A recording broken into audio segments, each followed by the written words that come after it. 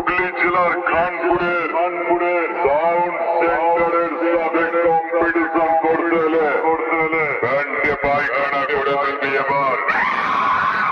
চল চল ভাগ চালা আমার সাথে কম্পিটিশন না করে তোদের মাইক গুলোকে নিয়ে পাড়ায় 50 টাকায় চপ্পল বিক্রি করে যা তাতে চালা তোর সেডো বাজবে তুইও বাজবে। আমি বাজাবো তোরা নাচবি। সাউন্ড সেন্টারের মালিককে দেখলে সব সালারা সেলাম ঢুকে বাড়ি যাবি।